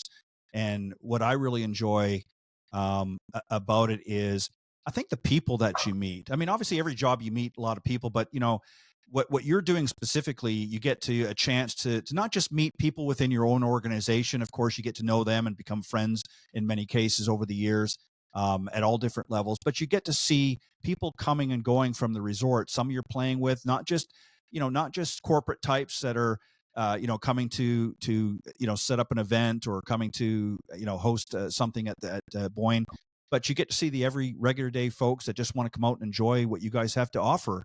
And so it's got to be fun. I mean, from that aspect as well, right? It's extremely rewarding. I mean, to hear the guest stories and how they found out about us or how many years they've been coming. One of the stories I like to relate to is I was standing out on the patio above Heather 18 a couple of years ago, and I heard a group of 4 ladies asking about a question about it's water to hit over the hole. And I said, I don't mean to barge in, but I did hear your question and I have the answer. So as we got to talking, I said, okay, 4 of you from Texas, what? And they're like, oh, well, she's been coming for 15 years. She's been coming for 10. She's been coming for 5. She's a newbie. And I'm like, so you ladies just came up here for the week? And they're like, actually, we came for 2. We brought our husbands the first week and then we sent them packing. And now we're enjoying it ourselves, and we play around today, and we go shopping, and we go to Mac. We do all the activities we want to do. So we had a lot of golf, and then we let the boys go home, and we stayed. And those kind of stories are, hit home on what you're talking about. You know, it's funny. It's funny that you mentioned that because, we obviously have seen over the years. It was always sort of a male sport. You saw a lot of the guys going on the buddy trips and things like that. Then you start to see a little bit more couples, but now you're seeing the ladies coming out and they're saying, hey, we're doing a girls trip. And, some of them will certainly do as these ladies have done and bring their husbands for a few days and they send them packing and it's now about them then they really let their hair down and have some fun. And I'm sure there's probably a million stories that you could share. But obviously I want to give you a chance to talk about the facility. But before I do that, I want to ask you, what's the most challenging part of what you do? You've said they're rewarding, but what's the most challenging? I would say there are 2 challenges. One, in today's market, I mean, when I started my career years ago, it was a lot easier to figure out what channels you were going to market on because you didn't have so many options. Did you want this print or did you want that? Now, where are those people that you want to attract? What are they listening to? So it's twofold. Where are they coming from? If we go back 10 years ago, 80% of our golfers were coming from the Midwest, and the vast majority of those were certainly coming from Michigan. I mean, you could probably say 100% came from the Midwest, and 80% of that was Michigan. We look at it now, 55% of our golfers come from Michigan. So 45% of our golfers have changed in the last 10 years. As we've become more of a national destination. And then you take all these diverse markets all across the U.S. One, how do you get the message out to them, both the people that know you and the people that don't? And then 2, what form of communication do they happen to be listening to at this time? And it varies by age, but not necessarily. I heard it said one time years ago by an editor for Ski Magazine. He goes, I have the best demographic in the world. He goes, they have money. Okay, they're slightly older. And he goes, but they think they're 20. Okay, and I think that also relates to the golfers. I mean, everybody that I know that lives an active outdoor lifestyle, whether it's golfing, whether it's skiing, whether it's any of the things we do, mountain biking, we all think younger. None of us believe we're our age. Sometimes it costs us. Sometimes we spend a little time in the emergency room but at the end of the day, we all have a very young mindset and we're very active. And that not only impacts how we behave, but it also affects what channels of communication we listen to and how you get through to us. And I think that's the second biggest challenge is how do you talk to people nowadays where they want to listen? Yeah, you have to sort of you have to meet them where they are. And that's a great point that you bring up. And, with the onset of obviously the internet and podcasts like this, where you can bring a visual component in, you get to see the people that you might meet at the resort and in some cases. And you just get a little bit sense of the way you're communicating the messages now compared to what it was, even 10, 15 years ago. It's just amazing. I mean, you can post something up on social media and literally hit millions of people in a matter of an hour or less, depending on where you're putting it. Right. And where, to get that kind of audience before, it would take you a lot longer and a lot more expensive. And now it's just a matter of a click of a button and that information is available. And so it makes it very easy. Tell us what is Boyne Golf? Give us your overview of about Boyne Golf. This is your baby. I want you to talk about it. Okay. Well, I say is that, it starts with 10 extraordinary courses. Okay. Set among 3 incredible resorts, and it's just a great golf vacation spot. I mean, our location in northern Michigan provides us with extremely long days. We're on the far side of the Eastern time zone, and we're just north of the 45th parallel. Well, when you put those two together, we start golfing at 6:30 in the morning. And you can play at this time of the year, you can play till 9:30. In another couple of weeks, you'll be playing until 10 o'clock at night if you want. But you don't have to play golf at 10 o'clock at night. We just say you have the ability to play. So if you're in northern Michigan, you can play from 6:30 till 10 o'clock with sunlight, whether it's golf or whether it's some other play that you want to do. So, the long days are incredible. And our 3 resorts each have their own unique character and feel. At Boyne Highlands, it's really the Highlands, it's really a Scottish thing. Right? It's set in the Scottish Highlands in the motif, and right down to the Scottish cattle that you pass driving in. When you go to Boyne Mountain, it's set in a Bavarian theme. Okay. Wow. So it's a more of a mountain setting down there. And then, at Bay Harbor, you really have a classic lakeside hotel. Think of the Del Coronado. Think of the Sagamore in New York. Think of the Mount Washington. But it's 100 years newer than all those facilities. It's a 125-room Marriott Autograph Hotel. So you have quality courses. You have quality lodging experiences. But the other thing is, 2 things. One is the unmatched terrain variety. Most of the other places you go in the U.S., when you get there, outstanding golf. I mean, and I think of Pinehurst. It doesn't get a lot better than that. There are incredible courses there. Think of Bandit. Incredible courses, incredible views. But the terrain's very similar. I mean, you're looking over the Pacific or you're looking at sand. We have a lot of variety. At Boyne Mountain, it's a 1.2-mile drive to the top of the mountain. And then you play golf back down to a 450-acre lake when all but one hole is a downhill hole. Then 18 miles north, just outside of Petoskey, are 3 courses at Bay Harbor and 1 across the street at Crooked Street. Okay? Those are set on Lake Michigan. You have views of 140 miles to Wisconsin. There's nothing in the way. You're just looking across Lake Michigan and you think it's an ocean. And then you go 12 miles north, so 20 minutes from there, you go to the Highlands, and it's set on about 3,500 acres. There's a lot of variety there. You have the original course, the Heather, was the first real resort golf course in northern Michigan. It's the one that really started the America's Summer Golf Capital in northern Michigan. But the Heather was built in an old blueberry bog. Then you go a little bit farther north, and we have the Arthur Hills. That was built in the late 90s. And Arthur built that through, it's his signature course. He built that through pine forest and mountainous terrain. So you go from flat pine forest, old production forest that were never harvested. The cart path is 9 miles long. It's 45 minutes if you don't play golf. And there's one hole on there that it's a 350-foot drop from tee to green, and you're looking at 4,000 acres of Michigan forest, and you cannot see a building. So the variety, all within an 18-mile area. I mean, it's, on our courses, we don't look at it like we have a big 2 and a little 8 or a big 3 and a little 8. Almost anywhere you go, there are some that are just treated a little better. It's all good. Yeah. Our quality across all of them, our superintendents have to meet the same specs, whether it's the course you've never heard about, but you schedule around, or whether it's the course you've been dying to get on whenever you come to Northern Michigan. But our stemp speeds, the terrain, the conditioning is just, we're held to the supers are held to the same standard on every course. How do you find, when it comes, because you've got so many options of courses and that, how do you find balance when it comes to playing? And I'll give you an example here. You get a lot of new people coming to the game that maybe aren't as, their game's not quite up to snuff yet.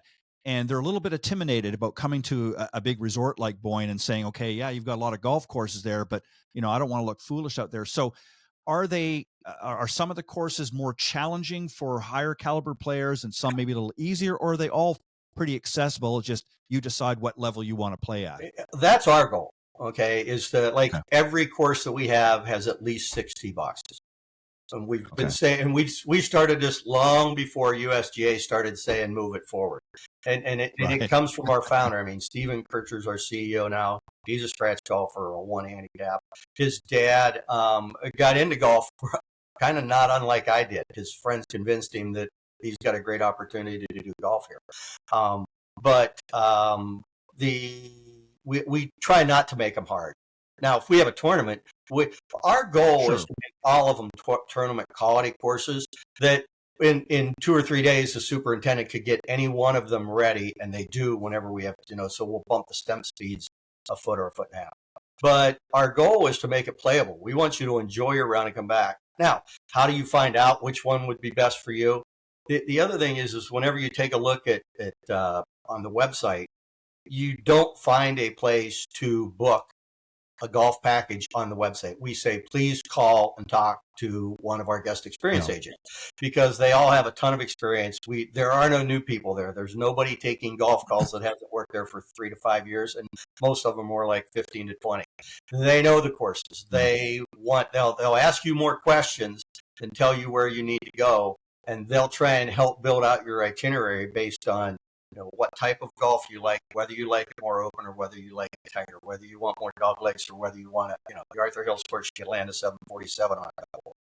So you tell us what type of golf you're looking for, and we have the variety that they can try and match it for you. Then you get to enjoy your round. And that's a really great point, Ken, that you raised, because that's for people that I've talked to over the years that have gone to a resort type facility, and that was one of their pet peeves is, I want to be able to come and enjoy it. I want to, enjoy some of the many other amenities, but the courses are just too challenging for me. And it's more than just, increasing the speed of the greens and things like that. You really have to know the area very well. And I like the fact that you can't just go on there and book whatever you want. You've got to speak to somebody that has experience, because in that way they can sort of walk you through, they can assess what it is that you're looking for, what type of experience, and they can tailor and customize something, obviously that's within your budget, but also within your wheelhouse of, either expertise or lack thereof. And that's a big selling feature, especially going to a national awareness, if you will, that Boyne is doing now. And that's important. A lot of people are looking for, especially the new people to the game. That's what they're wanting. Yeah, well, we kudos to you and your staff. Thanks. We had to defend that a couple of years ago. We had a new CMO came in, and he's like, well, everything's online now. You just need to put everything online. And we're like, well, wait, we have over 3,000 beds. We have 120 room types. We have 10 courses. They're not all sitting exactly beside each other. And we're like, we don't let anybody take calls for us until they've done it for 3 years. what would make you think somebody could go online in an evening and in 20 minutes book an experience? Could they do it? Yes. But would they ever come back? Would they really create the memories that they want to create for these golf trips of a lifetime? And he's like, well, that's a really good point. I hadn't looked at it that way. We were trying to make it easy on the front end. And we're like, well, but if somebody's going to come, our average night stay is 4 days for a golf trip, just because we have so many courses. Then it goes to 5, then it goes to 3. But the thing we find is whenever you're planning longer vacations, it's worth taking a little bit of time. It's worth planning earlier. You're looking farther ahead, and you're willing to take the time to plan a better vacation. Yeah, and as I said, that's important, I think, for a lot of people. And you're seeing more and more couples. It's not just the guys going to play, and it's not even just the girls going to play. A lot of couples want to come. They want to make it not just about golf. I mean, obviously, golf is a big part of it. But I liked what you said earlier. You talked about really a lot of the different experiences that they're gonna see when they come into your properties, and there's a lot of history there as well. So people like to investigate when they come to a resort. They want to have an experience. Not everybody, I mean, obviously they want to tee it up and have that experience as well. But they want to have other experiences, and it sounds like there's a lot of history behind Boyne that they can explore and learn more about and see for themselves, and the different elevations and things like that. And that's something you can't always get from a brochure or from a website. It's you got to have somebody that's been there and has a very good understanding of what to expect, because people visualize things in their mind. I've planned trips myself and got there and was disappointed because I thought, well, I didn't really know as much as I thought I did. And so I like the sort of the more customer care, as I would put it, that you're putting into your experience, and rightly so. You're a big organization. You're not small potatoes. So let's talk about something exciting here for a second that you guys, and not say that it was. Don't let me rephrase that. Something even more exciting, and that is the recognition by USA Today. You guys had some big news in April. You guys were recognized. Their 10 best awards named Boyne Golf as the #1 golf resort destination in the U.S. for 2025. That's got to be exciting. Talk about that. It's extremely exciting. And in large part, that was helped by whenever, they did a number of categories. They did courses, they did resorts. The Highlands was the #2 resort, right behind Big Cedar, So I take a look at the top 10, and I always look at, okay, what's the validity? Look at the top 10 that were in the voting. So it's great courses and great company to be considered, and we're humbled by it. But that also helped us, and we do believe we're one of the top golf destinations in the U.S. And it is very humbling, but it's also very rewarding, especially for the team that works so hard to produce it. The marketing guy has the easiest job in the world. I just have to get you there once. And once you experience it, what they produced, and you're like, how did I not know about this? And that's like, well, because the marketing guy wasn't doing a good enough job, or you've known about it 5 years ago. Right. But it's really just, it does confirm the national awareness. We've been fortunate. We've hosted golfers from 48 states each of the last 3 years. It'd be no surprise if I told your listeners that, Michigan, Indiana, Ohio, Illinois are top 4. But whenever I then say that Texas, Florida, Arizona, Colorado are all also in the top 10, Missouri, I mean, those are the ones that, like, really. And we've been helped a lot too over the course of the last 6 or 7 years. Traverse City's airport's an hour and a half max from our courses, from the farthest course. And they now have direct flights from 20 U.S. cities. So the accessibility, it isn't just an 8-hour drive around the Midwest, but the accessibility there, or even we made an upgrade to our airport. So those that have access to private jets, we did a $4 million upgrade. The airport sits about 1,000 feet from the hotel at Boyne Mountain, and we can put an 85,000-pound, 16-passenger jet down in all weather on that airport now. So those accessibility and quality courses, and though it's a remember somebody said a long time ago, after 7 or 8 years, we're an overnight success. But it takes time, build slowly, but it's good foundational growth that people learn, they tell their friends, and we think that's a strong way that people learn about ourselves. Yeah, and I think it's like anything. If you build it, they will come, and then once they do, in order to keep them there and have them coming back, it's not. I mean, you can have the prettiest property, you can have the most amazing property, but it's the people too that work around, your facilities and the different levels uh, different jobs and that sort of thing that make it like almost like coming to a family resort, if you will, in the sense that everybody's there to help you, everybody's there to make sure it's a wonderful experience that you're going to want to come back again. And this brings me to you touched on a few things, you mentioned some of the other areas, but Boyne is obviously more than just golf.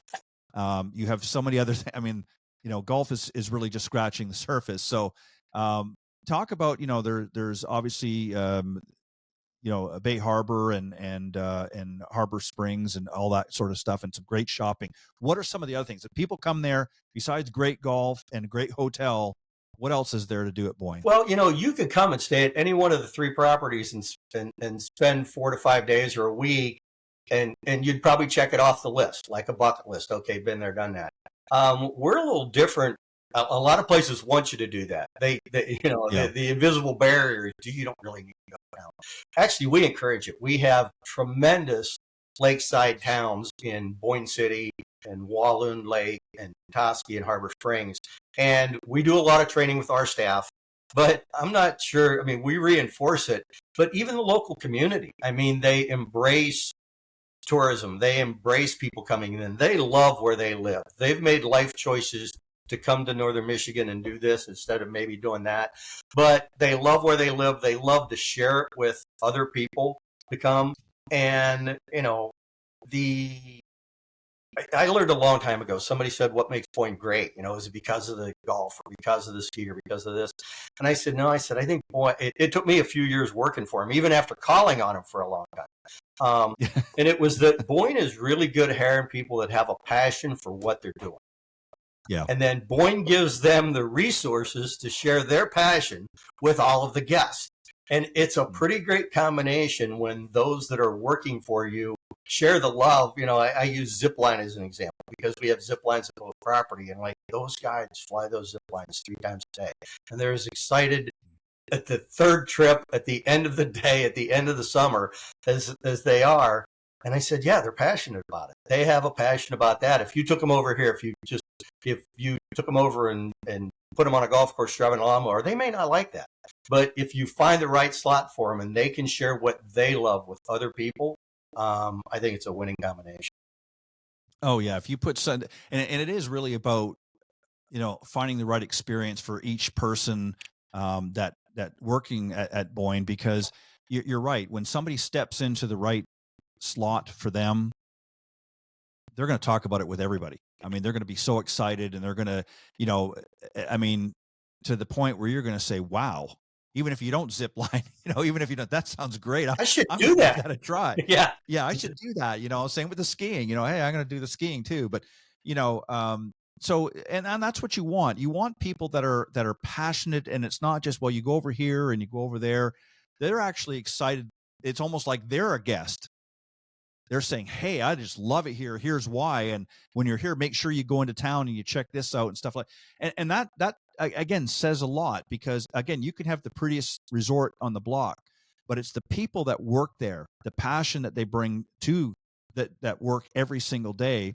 And, I know it sounds a little bit, over the top a little bit, but the truth of the matter is, if you really enjoy what you're doing, it's not a job. Exactly. And that's what it sounds to me like what you're experiencing at Boyne, not just for yourself, but for everybody else. And when it's not a job, then everybody like me and everybody else out there is jealous, because we're saying, why can't I have a job like that? Yeah. And that's what you want. You want that feeling of people coming up there and just diving into the experience and being as excited about it as you are, and not just looking through a brochure and saying, okay, that looks cool, let me check that out. They want to hear it in your voice. And when they hear it in your voice, that gets them jazzed up and gets them excited and makes them want to come back even more and explore it. And, but yeah, I think that's fantastic. What are some of the other things? If I'm coming to Boyne, obviously the golf and driving into town? What are some of the what dining experience? That's something too. We encourage you. I mean, we have, like I said, you could base your vacation and stay there because we have multiple restaurants at each of our facilities. And the Inn at Bay Harbor is also attached to a 30-acre yacht basin that's right there with its own little village and things. But really, we encourage you to get off campus because instead of saying, well, you try this restaurant, not that one, we're like, have you been to Harbor Springs yet? Okay, you've eaten at the country club and you've eaten at the dining room here and you've had breakfast here. Why don't you go, it's 10 minutes away. Why don't you go down? Because what we found is instead of checking every box off maybe at the resort, that you all of a sudden you go to town and this whole new world opens up about how cool just the area is. And it happens at all three properties and crosses over. So that you find things in town and you do things that you really enjoy. You pick what you want to do. Now, that may mean there's a couple things on your list that aren't checked at the resort. And there's probably even a bigger list of that resort or one of the other resorts that you didn't get to do. Or maybe you didn't get to make a trip to Mackinac Island because you did so many things. Mackinac Island is a great destination that's only 45 minutes from the Highlands.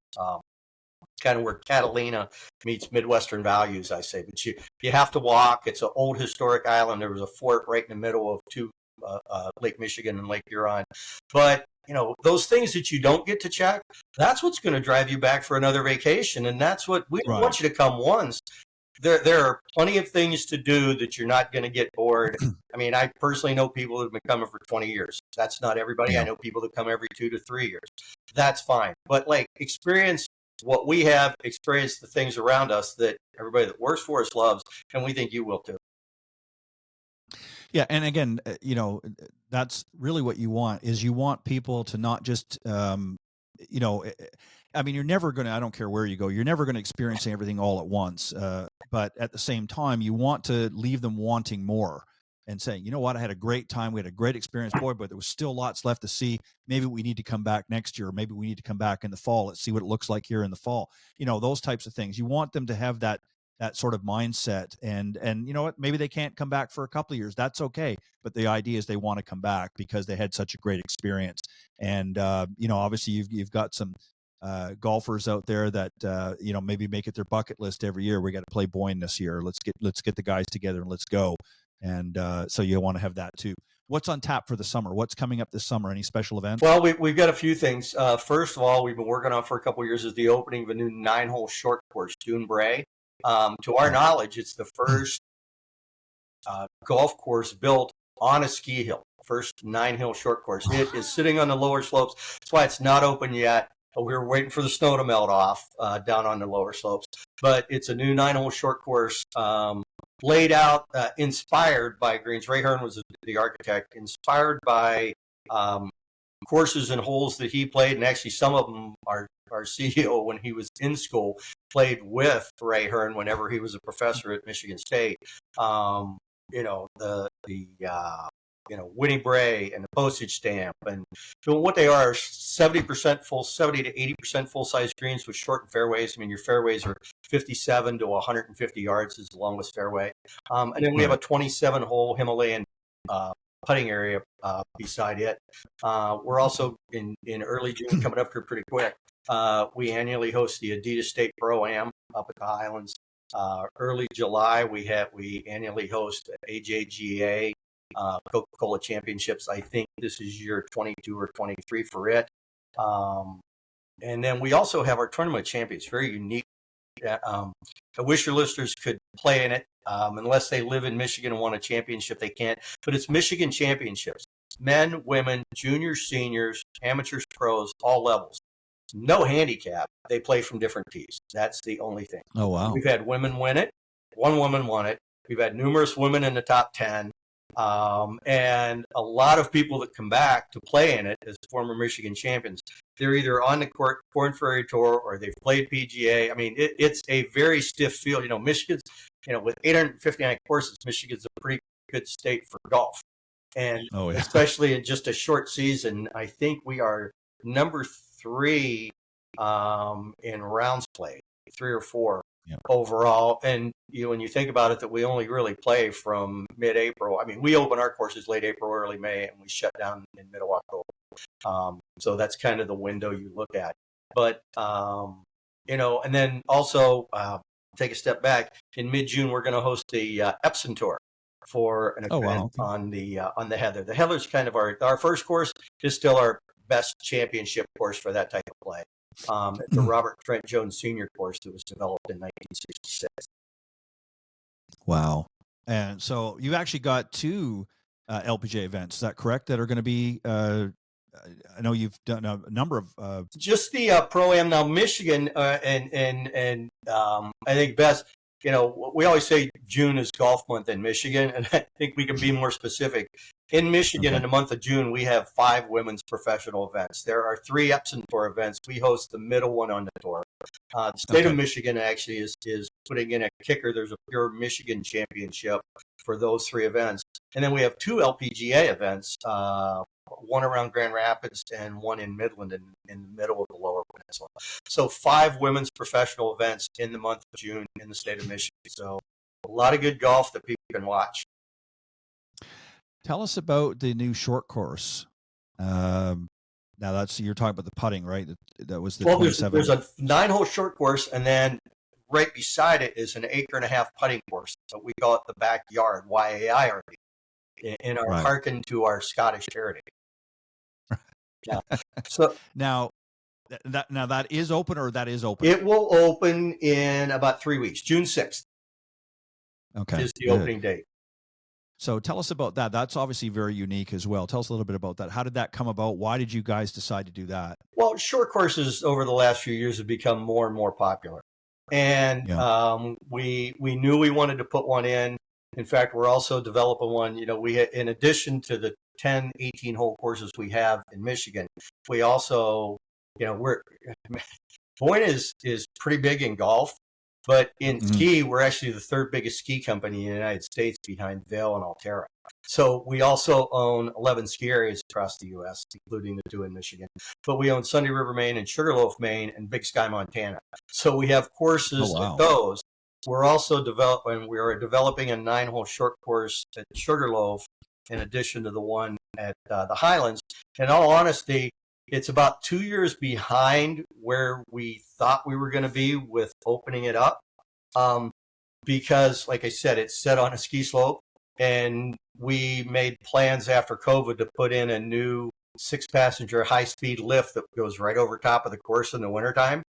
Well, it didn't make sense to build a course and then dig it all up to put chairlift towers in.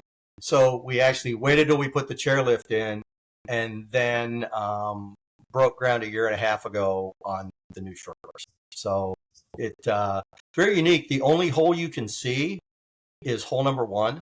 There's fescue around all the holes, and you can see the fairway for number 1 in the first hole. And after that, every hole in the fairway are hidden by fescue.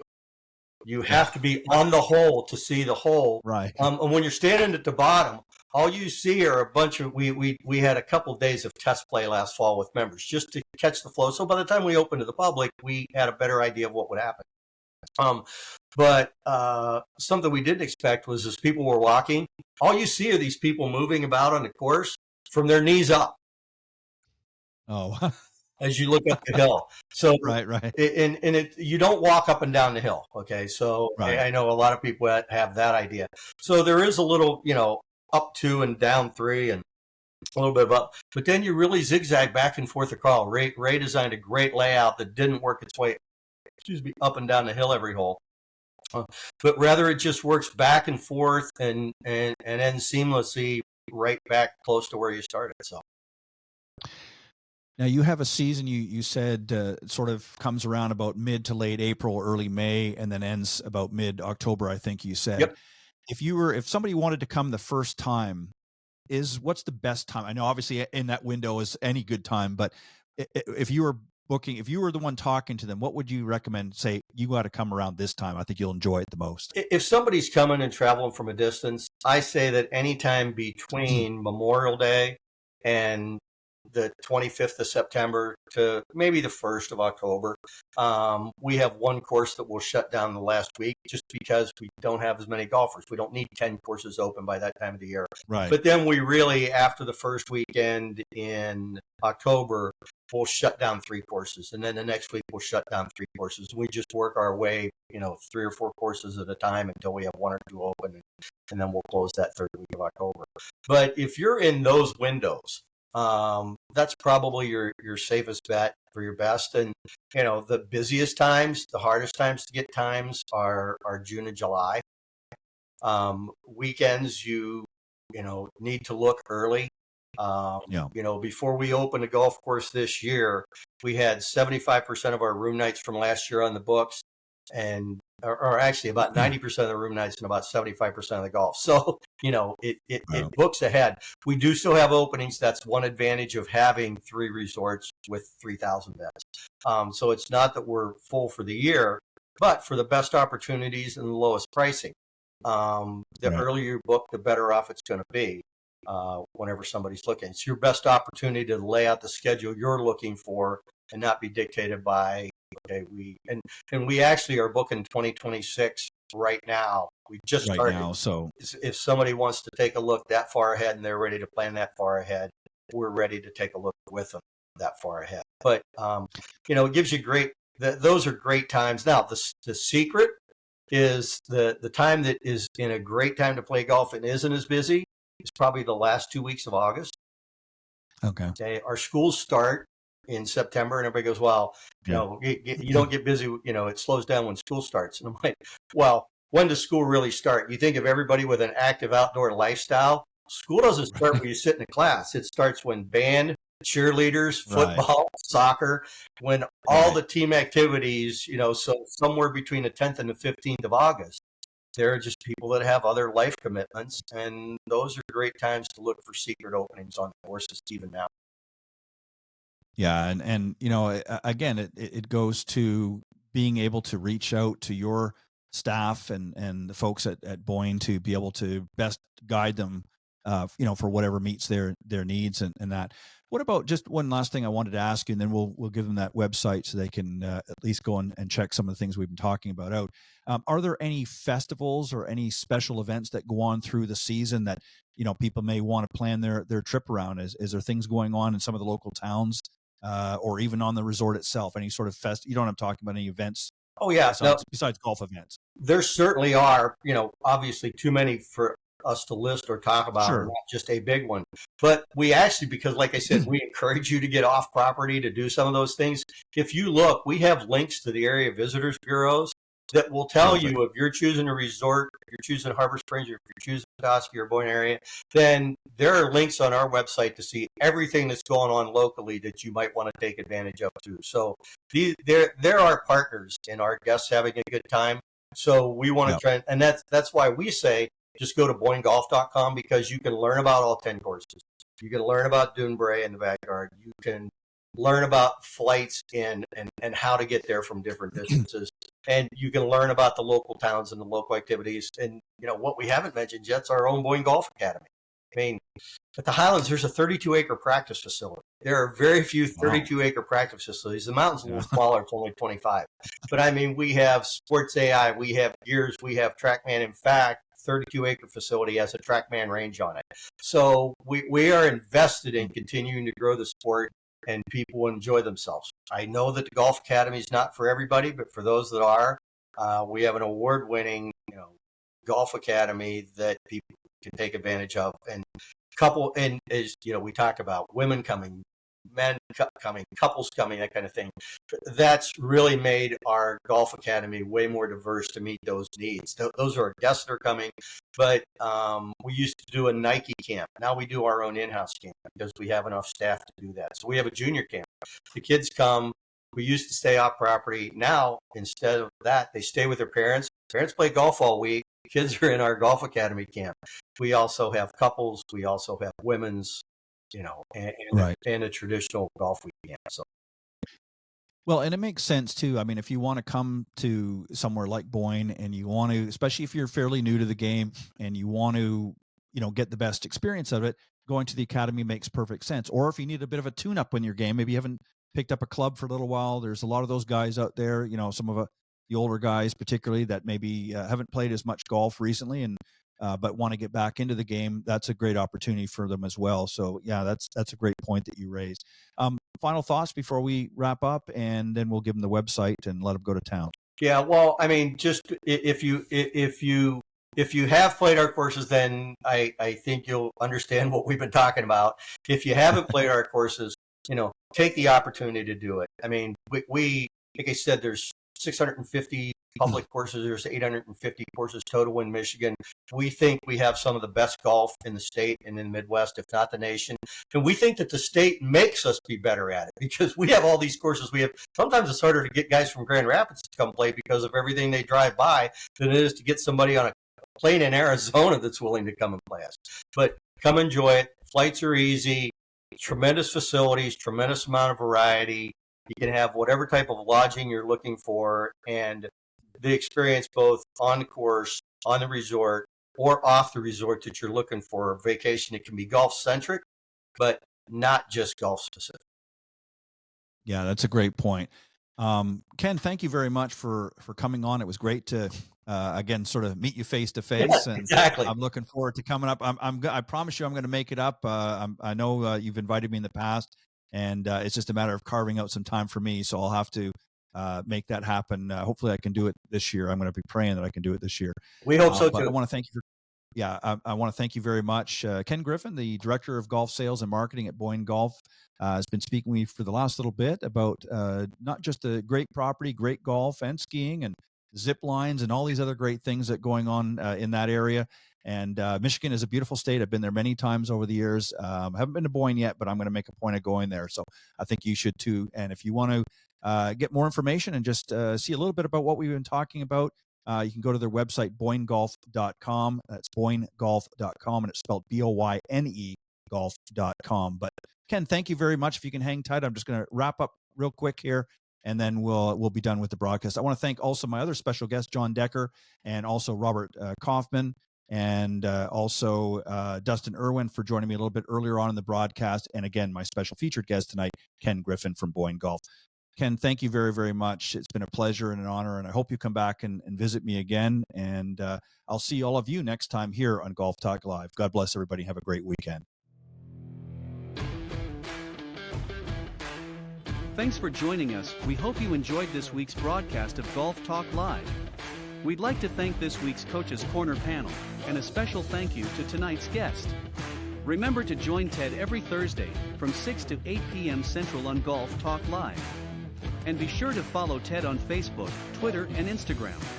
If you're interested in being a guest on Golf Talk Live, send Ted an email at ted.golftalklive@gmail.com. This has been a production of the iGolf Sports Network.